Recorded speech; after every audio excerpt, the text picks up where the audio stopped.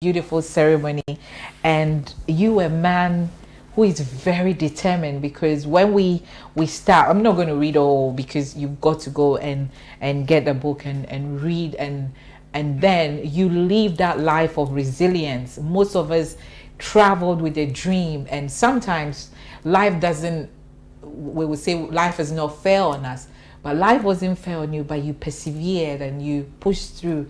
And today we are sitting here having a conversation. One of the things you said was you were very determined to make it and help your family. Tell me why.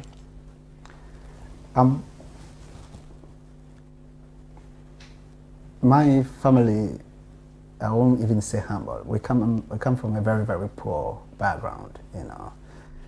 As a kid, I was aware of our poverty. Not that alone, but I noticed a lot of things, and I felt that should change. My mother had her first child when she was about 18, and as it happens in Ghana, you know, people invest in their children with the hope that maybe the elder one will come one day, help to raise the others.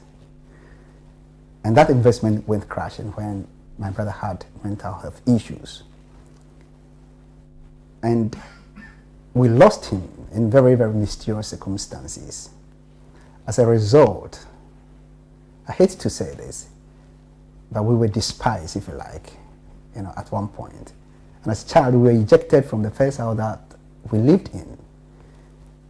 After time, I came to understand that it was because of my brother's mental health issues that this happened. And people really didn't want to have anything to do with him, because he became a pariah, so to speak, because he wasn't violent, but he was basically a nuisance. It's like he was mad. Yes, that's the mental health issues. Yeah.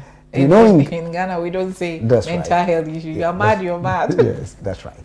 That's the crude word. Yes. You know, so the circumstances under which we lost him was very, very painful, and the whole family was traumatized. And I felt this guy was everything I aspired to be: handsome, intelligent, you know, extremely intelligent. So my aspiration as a young boy was always to be like William. So when we lost him, that was very, very painful. And obviously, they held mental health issues in superstitions. So people didn't really want to have much to do with it. But I was determined to change the narrative, our poverty. So as a boy of 9, that is what I was thinking. Something must change. We've lost William. I have to step into his shoes, no matter what happens. That's 2. People were despising us. We lost him. Then there was a rich man in our village. If you recall, Alafia Beaters. The man came from our village. He's late now. He was the only person who had a story house in the village, and he had a car. And anytime Nanain comes and you go around, you've got to go pay homage to him. So one day we went around this place, and I went around with my mom, and we went upstairs to say hello to Nanain Alafia. That was the first time I saw a rag on the floor, you know, saw his car, really went very close to his car. And when we came out from the house, I asked Mom, I said, Mom, why is it the case that Nanain Alafia lives in this grandiose house with all this? Possibly the woman was looking for the opportunity to tell me that hard work pays. So she turned around and said, look, Kojo, one day when you work hard, you could be like Nanain Alafia. So right from then, the thought of we being despised, the thought of me wanting to be like my brother who I had lost, crystallized, if you like. And I started working very, very hard. So in no time, I was ahead of my sister I come after in school. So when I was in secondary school, my elder sister was still in middle school. Now, I wouldn't say I am the most gifted person academically, but what I had is this determination, this dogged determination. I wanted to change the narrative of our family. And when I had this accident, and I was lying in hospital, wasting away basically, you know. They didn't have a home to go to. And after 4 months, they wanted me to go home. I didn't have a home to go to. But I was still holding on to this dream that I will not let go I had this feeling that if I fail, I failed the entire family. And my family was going to be taken 2 generations back. Thankfully, God planted people in my way every step of the way. We come into that. We come into that. So, you know, I love that you saw when you went to your mom to visit and you saw the house, you saw the car, and that kind of sowed a seed in your head. And many of us, maybe we've been around people, we want to be like them, or not in an envious way, but you also want to change the narrative, which is you are allowed to do that. You've come to the UK. The story was Richard was knocked by a hit and run. So you never saw that person. No. And you know, thankfully he was rescued, taken to the hospital, but then there was hemorrhage in your leg. So eventually the doctors had to come to you and tell you that they're going to take your 4 foot, because if they don't, you might lose your life. At that instant, you said you held on to your dream, you know, which just is like a drag on its own, because when you are holding on to something, when you have a why, when you have a reason, you keep going. You refuse to die even when death is standing by your bed. Did you ever say you failed your mother? Did you ever say it was the witches in your family or the witches back home? Because where you and I are from, that is what we always tend to do. We start blaming when things are going so wrong. Well, I mean, at that instance, people said all sorts of things. You know, it took me nearly 6 weeks before I spoke to my mother. But I was spoken to some of my cousins. They said, oh, somebody had a dream, somebody had that. But I wasn't really concerned about that. What I was concerned with was there is somebody greater than the witches. I will never say there are no witches. There are. Oh yeah, you know. That's why we do have the word witchcraft. So they are there. But I believe there is some kind of power greater than those witches. So I was really praying to God. I said, God, you can do this. You know, you are aware of this thing. You allowed it to happen, so you can pull me through this. So my belief in God was very, very dogged. You know, I was really praying. Your faith, you know, my faith. I was really praying. So I wasn't concerned about, if you like the expression, the carry-ons about witches and etc. That wasn't really my focus at the time. My focus was, how do I get out from here? All right, we will continue. But you know, I want to ask you your first time in the UK, because when we were back home and somebody comes from London or wherever in Europe, we got excited. We thought it was greener pastures, you know, they were walking on gold. And when I read in the book, when you sat in the plane and you got to Heathrow, how was the experience and your first time of trying KFC? And you know, I remember my time, we went and within a second all the bones were gone, and the waiters were like, where did these people come from? Tell me your experience in all that.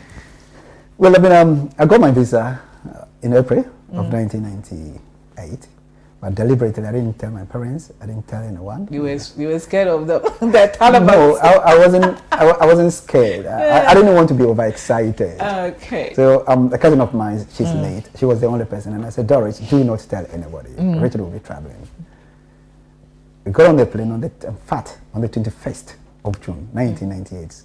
Overnight, we got here on the 22nd of June, 1998.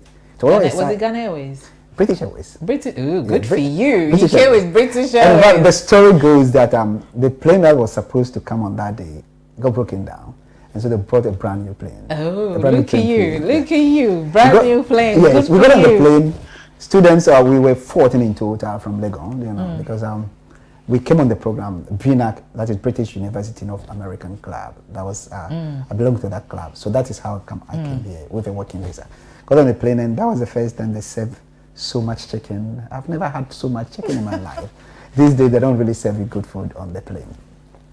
I was very excited. There was alcohol, young guys from Legon. We had a bit to drink, and in the morning when the pilot announced that in 15 minutes we'll be touching down, and then we started seeing all the burden, the joy in my mind. I'm landing, you know. We touched down, and they arranged a bus to come and pick us. We had breakfast in a hotel, across from a hotel. That was where we were staying, and we went around. You know, I was so excited, even going on the underground for the first time, getting on the escalators. This was novel to me. We went to McDonald's. We had the milkshake. And I said, wow, this is amazing. Christmas in paradise. Absolutely. Yes, you did ask where people come in here work. Yes, I had a few friends in Legon whose parents are well off, so they come on holiday, they come with nice shoes, nice jeans and everything. So we were felt, oh yes, it's a place that everybody wants to come and have an experience. But particularly, I was coming here because I'm very, very fond of LSE, London School of Economics. It has always been my dream to do a master's there. So one of the reasons why I was coming to London instead of the US was I will go to LSE to have a look at the campus, because a friend of mine's dad went to LSE and he boasted about it. So that was my motivation of holidaying over here. Yeah. And so you came, and then obviously we're going in and out of the boat, and then the unfortunate happened. Now you're in the hospital, your leg is going, you didn't have anyone here, you didn't have family here, the people that you thought loved you disappeared on you, and then a stranger walked into your life. Today we pray for strangers, for destiny helpers. Tell me your experience with this stranger and the others that came to help you.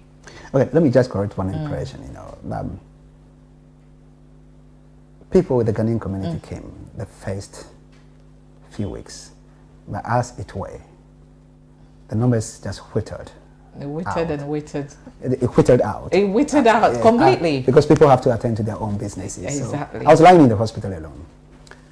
I was in private room 3, and the opposite me was private room 5, and there was a lady there called Kitty.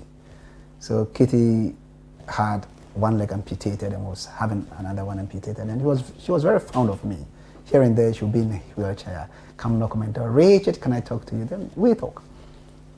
Then one fine evening, that was on the 24th of November, I know the date, just after 6 p.m., somebody walked in and said, oh, my name is Mary, I'm Kitty's friend, can I have a seat?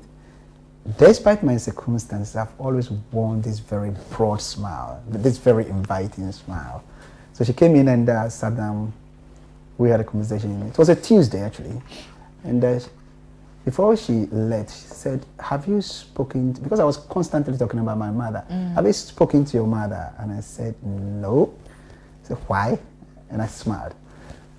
So when she stood up and wanted to go, she looked into her purse and gave me £5 and said, use this money, call your parents, tell them what you are going through, and that I'll be back.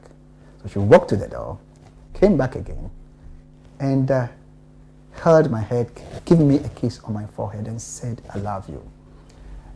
And these words were magical. It stirred something within me. It sparked something within me. I said, the woman said she loves me. Not in a romantic way, you know. And she said she will be coming back. But at that instance, I felt many people have come and gone. They promised, they never came. Sure. So then she turned again and said, if I come back, what do you want? And I said, I want winter clothing because I came during the summer. Come the following Tuesday, the woman turned up with a box of winter clothing and cake from Harrods, 36 pounds. And I don't forget that amount. Wow. I didn't know how to eat cake, Nana. And so the nurses made do with it. So that is how our relationship started. That is Mary. And subsequently, she came with her sister, Margaret. And it was very funny. They sat down and then we all had a good chat, laugh. Before when Margaret said, look, I am going to be your father. Your father is not here. And Mary, you are going to be Richard's mother. And then subsequently they brought their younger sister called Diane. Diane said, okay, I'm going to be the auntie. Then Diane's husband, then Margaret's husband also came. They said, we are uncles, and they brought Ralph. So the entire family started to come almost every week to visit me. Wow. And these were complete strangers. You didn't know them from anywhere. I've not met them anywhere. And they were white. Yes. Typical white. Wow. And when they wanted to discharge me in the third week of December to go home to become an outpatient, I didn't have a home. So I had to spend Christmas in the hospital. So they came to the hospital, picked me home. That was one of the best Christmas I've had, maybe in a long time. That was the first time I ate broccoli, and they said, "Oh, push it down." I said, "What is it?" We all don't like broccoli. Yeah, I was struggling. And Brussels sprouts. Yeah. So from time to time, they will come to the hospital, bring a wheelchair. They will take me to McDonald's, Barnet High Street, and that's how our relationship started. And Margaret died about 7 years ago, but Mary is still in my life. The family has always been in my life. And I was saying yesterday, I've said many, many times to Mary, financially, I'm okay, you know. But this woman will give me £1,000 every birthday. Wow. I've said many times, I don't want it. But she will write this check. If you don't take it, she will post it to you. Wow. And she will pack me a lunch. Lunch? Yeah, she treats me like a teenager. Put it in plastic bag. Rachel, this is just sandwiches. So that is number one. But the first person I met was the lady in the book called Guardian Angel number 3. On the 6th of September, after I had come out from accident emergency. Oh, you go, no, let me go there, then you go. Anyway, you were talking about... It's juicy, So, you know, the story of resilience and the story of having people that come into your life, and it shows us that no matter what, God can bring people in our lives, because you're a Christian, so I can share that. And if you are, you know what we are talking about how strangers can walk into your life and become like family. And sometimes it might not be people from our own race, our own country, but in a way, in a miraculous way, God makes it happen. So he was discharged. You know, he wants to go ahead of me, but you know, I have the book. So he was discharged, and then he had a carer. That the first carer was a bit dubious. So if you buy the book and you read it, you will know. But then the second carer came along, and when the second carer came in, so shout out to all the carers out there, but sometimes carers fall in love with their patients, or the patients fall in love with the carer. But this carer came along, and why are you giving me that face? So the carer came along, and then tell me what happened. When they discharged me, they gave me a carer. Yeah. You know, and his pseudonym is Ali, Yeah. because I believe he's still alive. He was supposed to be... No, not the first carer. They have to read it in the book. The second carer. I'm so interested in this. Well, I mean, yeah. It was sometime in August, Yeah. August 99. Yeah. I had this knock on the door, and when I opened it, there was a smile waiting for me. Instantly, I said that this is very different from what I've had previously. She came in, and oh, my name is Diane. You know, I will be looking after you, and we exchanged pleasantries. And she went round, checked the room, and said, "Look, something is not quite right over here." So in a week, she was supposed to be around for 4 hours, 2 hours each day. That's 2 days a week. She spent over 4 hours on the Thursday cleaning up everything. You know, when she finished, she said, "I believe your clothes have not been washed for a long time," because she could see it. So she took the clothes away and said she was going to send them to the laundry. Anyway, she brought them back after a few days. Then she will come in, and then the third time she came in, that's after 2 weeks, she realized, they're not cleaning your wound properly. So she brought some Dettol, some lime, and sorted the wound out. And she brought me some food. And I instantly I realized, now this is beyond the responsibilities that she was supposed to discharge. There's some good carers. She's a good carer. Good carers. So, as it were, the whole relationship metamorphosized, if you like, into something else. Something that ignited the man in me, if you like. Yeah. And that is how this whole thing started. Yeah. So eventually, she came with her sisters. They come to visit. Sometimes her sisters could even bring me food when she's not there. Then it wasn't long when I had a phone in my house, she would call me. So one fine day, she came with her sister, elder sister called Mava. And they said, they have got news for me. They want to take me out. So they took me out to Soho to chill. Well, I couldn't even dance. You know, there was live band playing in this club and everything. And apparently it was her own way of getting me out from the house because I was a bit agoraphobic. I didn't want to really mingle with people. I want to get the curtains closed every time. So she did all that. This family has been incredible. You know, she looked after me. She would sometimes come to take me home, you know. And I did ask her one time, that's the hospital. And well, she will laugh. Patient, this is patient. So did she breach her contract? Maybe we have to find out whether no, it's allowed. We don't have to find out. Then it wasn't. So it went beyond the normal call of duty, if you like. Yeah. And when I was going to school, I didn't have the money. I hadn't started the masters at the time. Mumfon, whom maybe you asked about, she had paid my first installment, and then the second installment was there. So Diane decided to pay the subsequent installment, 2 installments. In total, she paid about 6,000.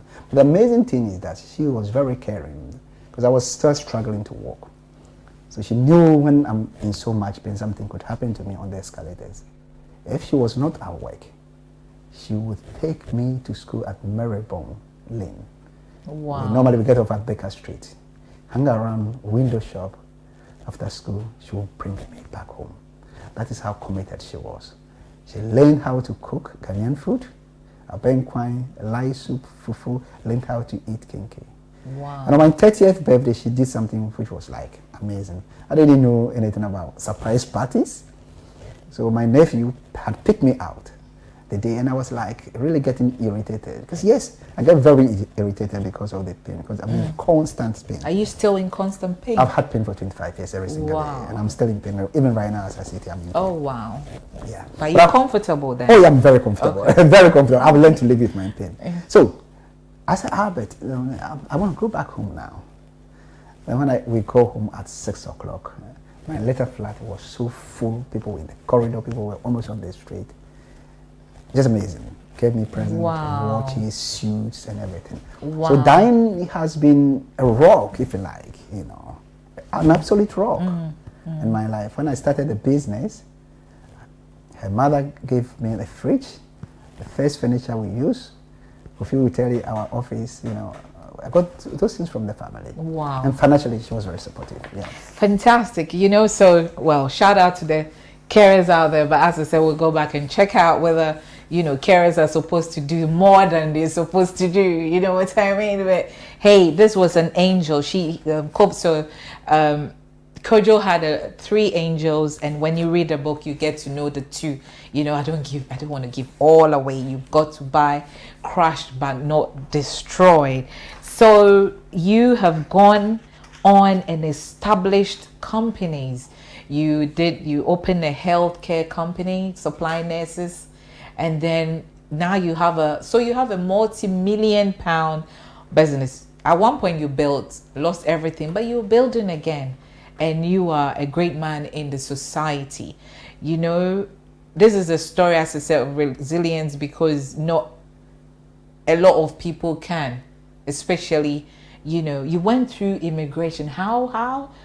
In the book, I remember when you were leaving the hospital, they gave you a 10,000 bill because they said you 100,000. 100,000 bills. Sorry, pardon me, because you were a private patient, and then you really had a word with the one who brought it. Tell me about that. Yes. because I was a student when I came in over here on a working visa. So I was left with 2 weeks to go back to Ghana when the accident happened, and I was rushed to the hospital. So obviously, after 2 weeks, my visa expired. So before the visa expired, I had written to the Home Office, had called for an application, filled it with somebody, sent it to the Home Office. And they brought it back that I didn't fill it right because I didn't know anything about migration anyway. So they rejected it and they said, I need to leave the country. So that was the starting point of my difficulties with the immigration system. So I had to get a lawyer now to fill in the application, and then they kept denying me. Wow. At one time, they renewed it for 2 months. Remember, I was in hospital nearly 8 months. Upon expiration of it, they wanted me to go. So I had to fight. Then, when I was being discharged, this fine young lady walked into the room. Hello, I've forgotten her name. I'm so and so. I'm from the hospital finance, NHS finance. And as you are aware, you are treated as a private patient because you are not entitled to free NHS. And she went on. And so you needed to pay your bills before you leave the hospital. Apparently, she has gone to the nurses' station to tell them that Richard needs to pay before, obviously, they discharge me. Oh. And the nurses were very worried. I was loved by the nurses on each ward because I taught some of the nurses, you know. I was quite good at research, you know, helping them. So I was like a family member to the nurses. So they were quite worried that poor Richard is going to pay over 100,000 pounds actually. So I said, okay, could you take this back, please? And I'll tell you why you have to take it back. You were bold. Oh yes. I don't know where the spirit came from, to be fair. I'll tell you one.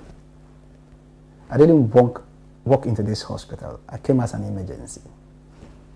And every person that has had an emergency, no matter where they are, the country in which they are, the government has got a responsibility to look after them. That's number one. Number two, Ghana is a member of the Commonwealth. And they have to take care of a Commonwealth member if they so have an accident in this country. I don't know whether that was right, but that is what I said to her. And three, I have worked in this country and I've paid national insurance. And I asked her, do you know why we pay national insurance? The lady said, no. She tell her, the national insurance is a pool which everybody pays into, so that when you have an accident or in case of emergency, they draw from that pool to look after you. And so on that basis, You're not paying. I do not have to pay. Then I concluded by saying that I'm going to ask my solicitors to write to them because they are chasing me with a bill when I'm still in my hospital bed. And her face went red. So she got up, she was leaving, she forgot her jacket, and I said, hey, I forgot your jacket. So she came back for the jacket and went. She never came back? No. 5 minutes later, my room was full of the nurses. They were clapping, they were kissing me. I remember one of them called Lauren. Lauren said, Richard, where did you get all these ideas? To be fair, I have not rehearsed this. I didn't have any idea about what was to come. Yeah. So that is how I dealt with it. Then, just around 1:30, one of the directors of the hospital came to my room to apologize. Wow. That is how come the bill was quashed. Wow, fantastic. So, in all that, did you write to the Ghana government or the Ghana High Commission to say, hey, you have a citizen here that it's in need, so help? Yeah, I wrote longhand. I wrote a letter to them. I gave it to my cousin to post. No one turned up. Absolutely. No. Well, so, you know, sometimes it's so important that we discuss some of this when a citizen, something happens to them. Maybe, yes, we all go on holiday without telling anybody we are going, but then when things happen, I think when we reach out, you know, we need that help. That help needs to be given to us. But in spite of that, you still went along, you opened your companies, and then you decided to go into law. You never stop, Kojo. You never stop. So why did you decide to go into law? I wouldn't say I've always wanted to be a lawyer, but I love law, you know. And what I went through with the immigration, very, very tough. And then in 2010, there was a customer who breached a contract. And I had to fight the case myself. And I was dealing with a medium-sized law firm in this country. And I won the case. I got just around £10,000. And I said, here is the case. I've always wanted to do something my parents couldn't do. My dad never went to university. My mom never went to really secondary school. My father never went to secondary school. I was the first person. I got a degree, got a master's, you know, travel, had businesses. And I said, look, I've got to do something to demonstrate to my family or those who are after me that this is achievable. So I'm going to go to law school. So everything was to go back to the family and say, hey, it can be done. Yes, absolutely. So that has really been my, when I say I wanted to change the narrative, you know, to demonstrate to those people after me and around me, it is possible. Despite your circumstances, it is possible. So I went to law school. Normally when people say law school, it's not really law school. You do the undergrad first, the LLB, because you have to have a degree or a qualification in law to go to law school. So I went to do the undergrad, LLB, finished 2013, and went to do the vocational training, which is called the law school. So I went to Mortgage to do the law school, train as a solicitor. Normally when you finish training, you qualify, but you're not licensed. So you need to do your training contract to be licensed. So I finished that, and this thought just came to me, I have to go to Ghana to practice. And with that qualification, I can go to law school in Ghana to pursue the bar. So I went to Ghana in 2015, pursued the bar for 1 year, and I was called to the bar on the 30th of September 2016. Came back, because I didn't do the training contract, I didn't get my license. But there was an alternative, an exam called QLTS, Qualifying Lawyers Transfer Scheme. It's one of the most difficult exams you can ever think of. It's 18 papers, write it in 6 days. Wow. So I studied on my own and did that. And that was when, yes, and that was when my wife was saying, okay, now tell me, what do you really want exactly. again? Because I go to work, come back sometime 9 or 8, have dinner, go to bed, 2 a.m., downstairs to the library or the study, you know. And she came, so she knocked on the study door, opened it, and she said, now tell me, what do you really want? Yeah. So, and I said, look, you don't know what is driving me. There is something constantly driving me. And I believe if I stop now, maybe I'll fall ill. You know? Is that what you think? That's what I think. If I stop, even now, because you have achieved a lot.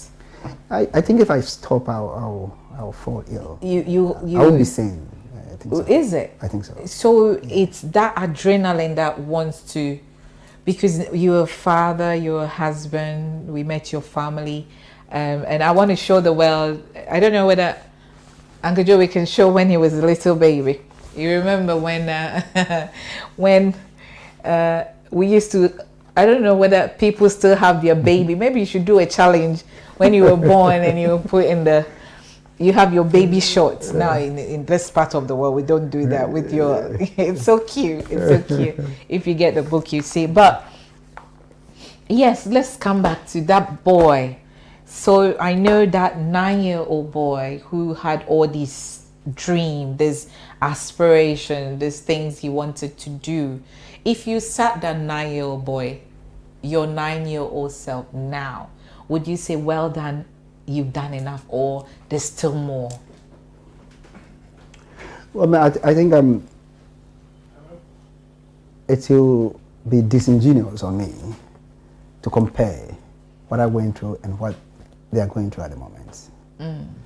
Now, yes, it is true that Ali Mazrui says that out of abundance comes inertia, so they may be lazy. They will not have the same level of adrenaline that I have. Mind you, when I was 9, I had a farm. Yeah. I had a farm, and that's 13. I had another farm, and I made good money, and my parents used that. I don't think my 9-year-old boy, my last boy is 12 now. The elder boy is 18 now. I don't think anything of the kind that was driving me is driving them now. I slept in one bedroom with my sisters. I'm not even talking about your sons. I'm talking about you as a 9-year-old boy. Yeah. If we drew that 9-year-old boy and you were sitting face to face, would you tell that 9-year-old self of yours that, well done, you have achieved what you set your eyes on? Largely. And I'm not boasting about this. I think I've taken my family 2 generations up. What really makes me happy if I see my niece is now in university, and I love them ever so much, girls. I never ever went to bed and dreamed of the fact that I would see my nieces, the girls, being in university. And for that alone, I think I will tell that 9-year-old boy that, yes, I've done something. And of course, maybe people might not say it, but I believe, because I broke those barriers. So look, Richard can do it. In fact, one of my nieces sent me a text when she saw the publication. So look, we are incredibly proud of what you've done. You've taught us that everything is possible. She sent me a message this afternoon on my way here. So yes, on that alone, I will say that. Number 2, because we slept in one room, my sisters, my mother on a mat. Now I can confidently say that they live in luxury. Oh no, I wouldn't say luxury. I wouldn't use that word. Our situation is far, far better. A lot better. And if somebody had told you these people were sleeping on the mat in one room with the sisters, you wouldn't. So to a very large extent, I think I have achieved what that 9-year-old boy set out to achieve. But it's not finished. It's not You finished. cannot stop there. Yeah. It's not only about you. It's not only about your immediate family. It is about your community. You have to go to that next level. Otherwise, you become self-centered. You achieve something, and it is only about your family. And I don't believe that is progress. Progress is when you impact your community. Fantastic.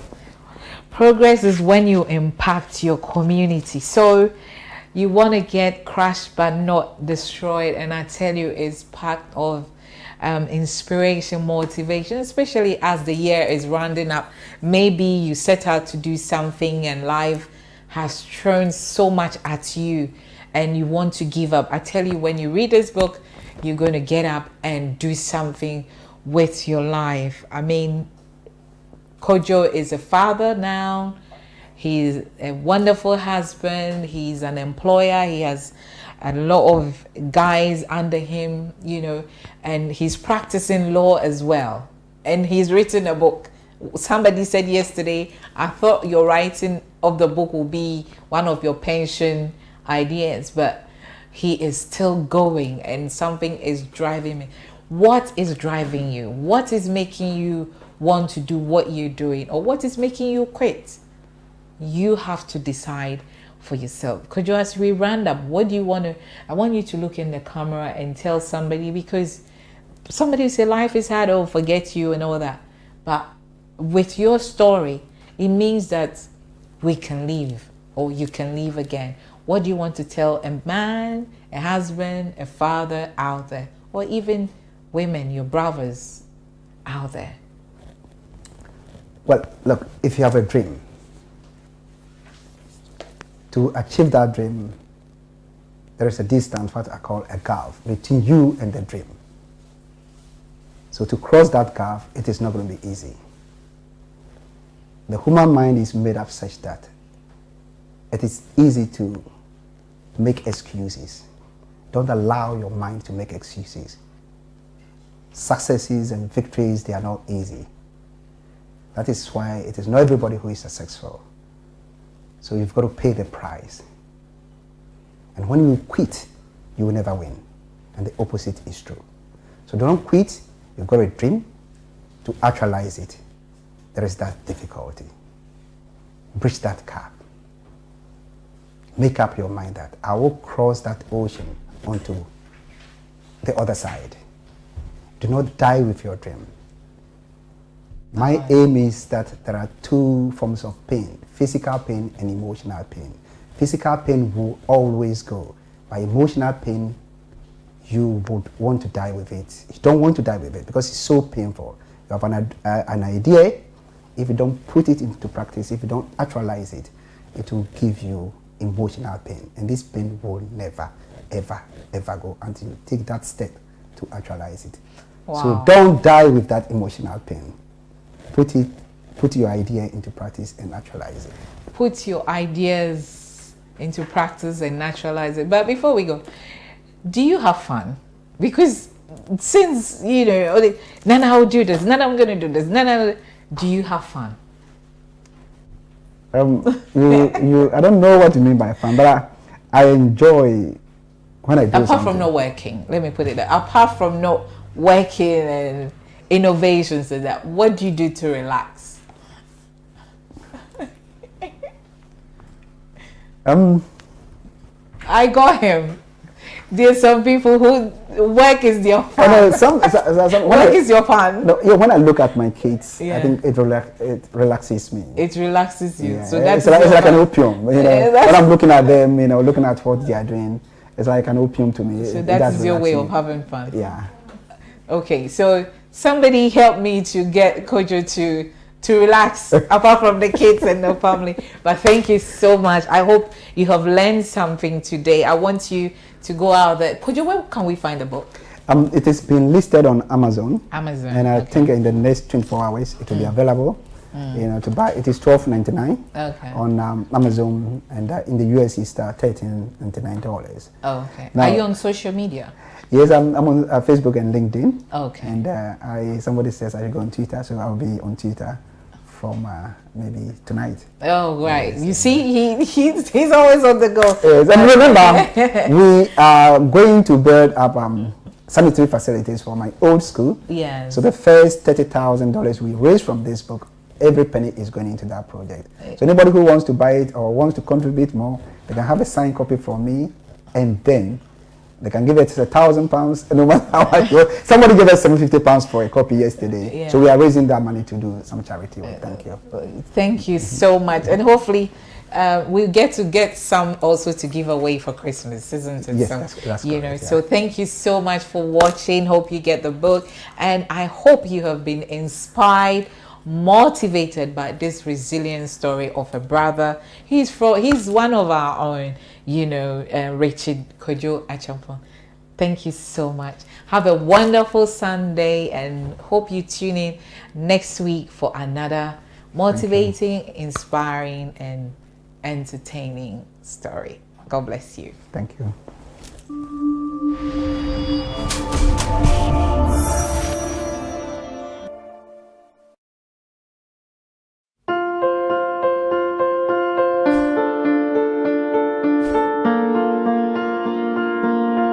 My name is Kofi Adoko. I'm a principal solicitor at Adoko Solicitors. I am also a duty solicitor.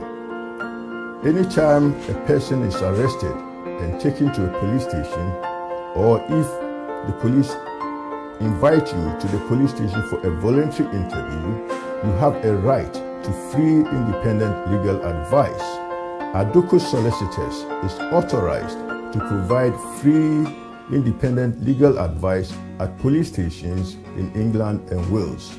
So anytime you're taken to the police station, remember to say that your solicitors are Adoko's solicitors. Are you in the UK and in need of immigration help? Do you require expert legal representation to regularize your stay or renew your existing leave to remain?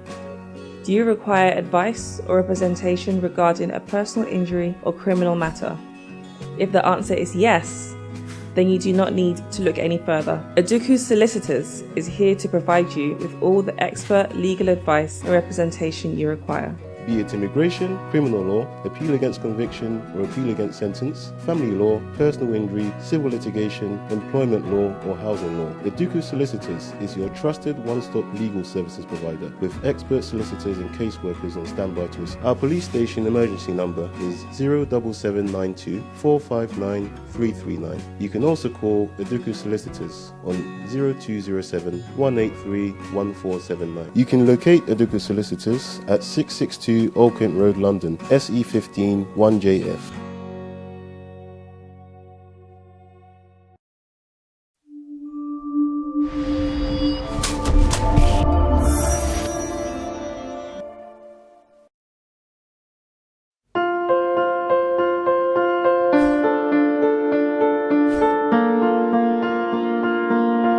My name is Kofi Adoku. I'm a principal solicitor at Adoko Solicitors.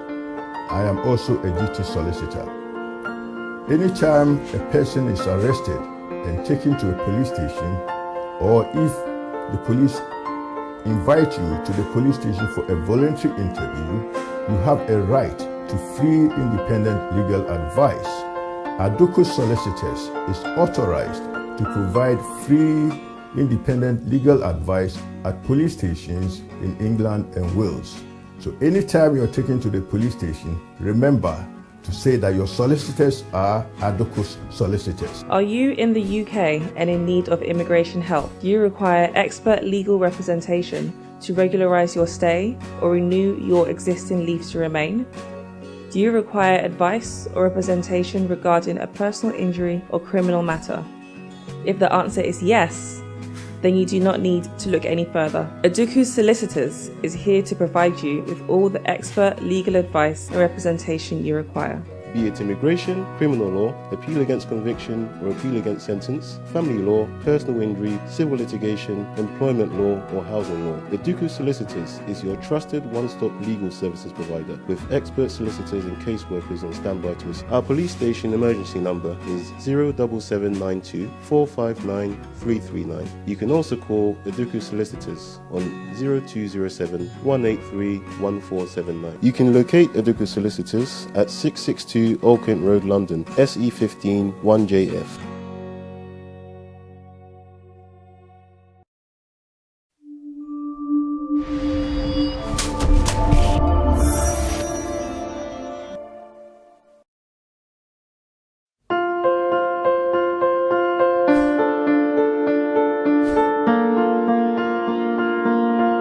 My name is Kofi Adoku. I'm a principal solicitor at Adoko Solicitors. I am also a duty solicitor.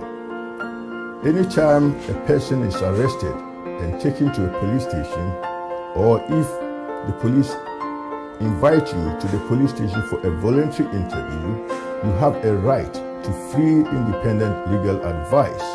Adoko Solicitors is authorized to provide free independent legal advice at police stations in England and Wales. So anytime you're taken to the police station, remember to say that your solicitors are Adoko Solicitors. Are you in the UK and in need of immigration help? Do you require expert legal representation to regularise your stay or renew your existing leave to remain? Do you require advice or representation regarding a personal injury or criminal matter?